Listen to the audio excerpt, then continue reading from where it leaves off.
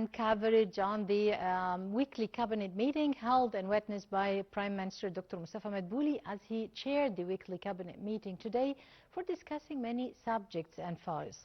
To know more about the main topics discussed during the meeting, we are joined over the phone by former Assistant Foreign Minister, His Excellency Ambassador Gamal Bayoumi. Your Excellency, always great pleasure having you with us. Well, of course, in the weekly cabinet meeting, the Prime Minister discussed many essential items concerning the exerted effort taken by and tackled by the government to tackle the economic hardship caused by the world or the global economic crisis caused by the war in the Middle East. Well, we are now joined by His Excellency Ambassador Gamal Bayoumi, former Assistant Foreign Minister. Your Excellency, always great pleasure having you with us. Good afternoon. Thank you. Good afternoon. It's my pleasure. Well, the weekly meeting by the Prime Minister came amid Egypt's celebration of the 13th anniversary of the June 30th revolution. How does the revolution reflect our resilience, determination, the strong will for preserving our identity? Don't tell me. It saved our necks. Yes, it was exactly. A sort of very dark time since 2011, and for more than 1 year. Really, we were living in a very dark part of our history.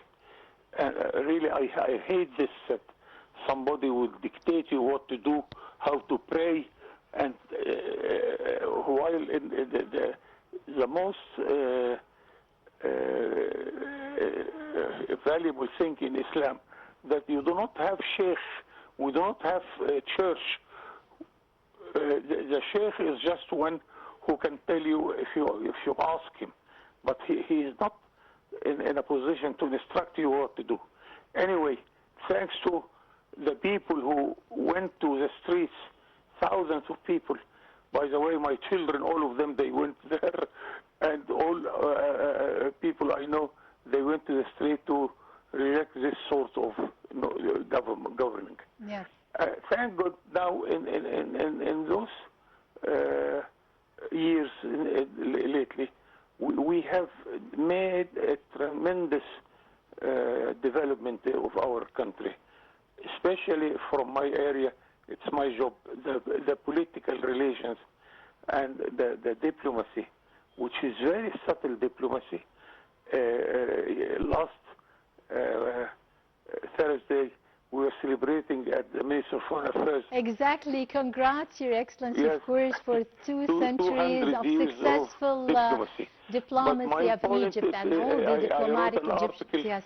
Which our Minister Badr Abdel Ati took a part of it in his speech, talking about 4,000 years of diplomacy. It's not 200 years only.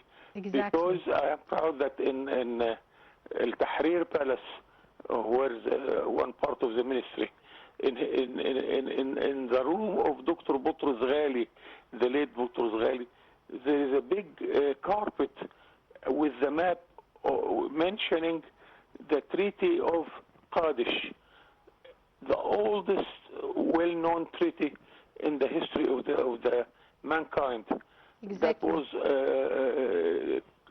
and the ancient Egyptian, Your Excellency, as we're talking about Ramses II, the way the diplomacy, yeah, exactly. as he issued the first ever agreement in history. 1,650 years yes. before Christ. Exactly. So we are talking here about 4,000 years of diplomacy. But the thing in our very recent time after the 13th of June, it is the presidential level of our foreign policy. I have very good memories with the late President Hosni Mubarak.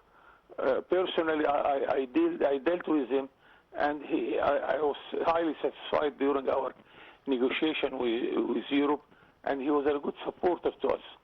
But because of age in his last 10 years because of when they tried to kill him in Addis Ababa.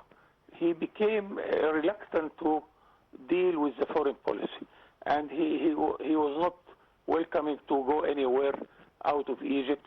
Even when President Obama of the United States, when he came to make his speech from Cairo University, Mubarak didn't appear there, and the American president went to his home, to Mubarak's home, to graduate him. That's it. So we were working as diplomats without the cover of the president level. Now we have a very active president who I am trying to follow him day by day, hour by hour. He talks to every single president in the world, and Cairo became the largest crowded capital of embassies, not the number only, but the volume of each embassy. Look to the Saudi embassy, 40 floors on the River Nile of Giza. The American embassy in Cairo, I counted that the diplomats in the American embassy in Cairo, it's almost half of our diplomacy all over the world. Exactly. It makes something because they spend money also. So, and our diplomacy now, we are after all Arabs. So President Sisi, the first visit out of Egypt, he went to Algeria to visit the Algerian president. By that time, he was not in good health. So we are Arabs. So in the Arab dimension, we revive again our relations with the Arabs. With Africa, I can say with all honesty that we are the most accepted face in Africa. They love Egypt of the pharaonic time, Egypt of Muhammad Ali Pasha, Egypt of Gamal Abdel Nasser, because really Gamal Abdel Nasser was leading the liberalization process in Africa. In the African countries. We are leaders in the non-aligned group also. We are leaders in the Islamic group. Very good relations with Europe, to the extent that when our president visited and that was the success also a couple of months ago. Yes. They raised the level of relations to the presidential level with Europe. We are the only country which is treated like that. Yes, and this is another success, Your Excellency, to our foreign policy and our diplomacy, special and in particular after the revolution, after we've been getting through an international isolation after the revolution from the EU, from the States, from the EU, normal, and only through our successful and also our strategic and very intelligent diplomacy, we got through it again, and we got back to the heart of Africa. We got back to the heart of the main word, and to be regional leadership and the leadership again. Yes. Yes, and mind you that from hour to hour, our president either phoning somebody or his counterparts or receiving phones, even from the president of Iran, which we do not have relations, diplomatic relations. But here our president can talk frankly to his brother, the president of Iran, in order to give our hand to the peace process. So many people look to the special relations between our president and the president of France, that they went to downtown in Cairo, they went to Khan el-Khalili, they stayed in one of those cafes. He went, the president of France, he went to Alexandria, and he was running at the Corniche, taking ice cream with our president. Very special, personal relation. It makes our life easier. Yeah. So, and we are the largest country benefiting from the European assistance, and the most efficient country using this support.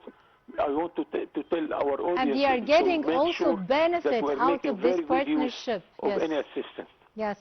Your Excellency, the Prime Minister also expressed his appreciation on reaching a sort of agreement with the International Monetary Fund officials, and within the 7th revenue of our program, and as the IMF officials, they praised the decisive measures taken by the government and the resilience of the Egyptian economy within the economic hardship and the global economic crisis. How do you find such partnership and collaboration? I ask you, and I'm asking all information system to take care of the IMF and the World Bank. The reputation is not that good in the public opinion in Egypt. They think that whatever we are doing, it is a sort of instructions from the IMF. This is not true. The IMF helped Egypt in the 80s during the government of Atif Sidi, and they abolished 50% of our debt. It was $56 billion. They reduced it to $26 billion. Many countries abolish the whole debt of Egypt. So in our history, the IMF is very good. But sometimes the IMF is asking you, you are borrowing money while you are have this factory or this factory which is losing money. So they give advice. They do three things. They give you good advice. You are free to implement it or not. Exactly. They give you money, and they give you reports every 3 months about the state of your economy. So, yes, and they are monitoring. I think we need to educate our people that the IMF is not our area at all. Exactly, because you know, really, we need to work on this, on the mass media, on the, broadly, to really enhance the image of the IMF, as Egypt is not getting detected restrictions or orders from the IMF to follow a sort of economic reform and exactly. or cut off. Yes, not for the sake of IMF or the World Bank. Exactly. For the sake that we make sure that we are on the right road. It is the Egyptian decision, the Egyptian choice, not any part or any country or any organization imposing any sort of policies upon Egypt's decision. And really, I was listening to our Prime Minister and also to Ahmed Kujuk, the Minister of Finance.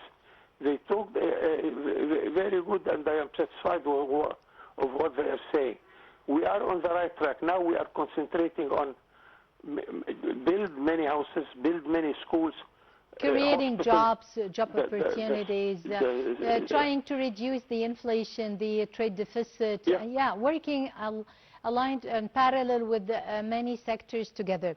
Yes, Your Excellency, Ambassador Gamal Bayoumi, former Assistant Foreign Minister, many thanks for your insights and for always being with us. We're always happy having you with us, and happy anniversary of the revolution. Happy anniversary as well for 2 centuries of the great Egyptian diplomacy. Thank you for being with us. And well, by this, ladies and gentlemen, we come to the end of our today's special edition of coverage, and many thanks for watching. And from myself, Hanan Al-Khouli.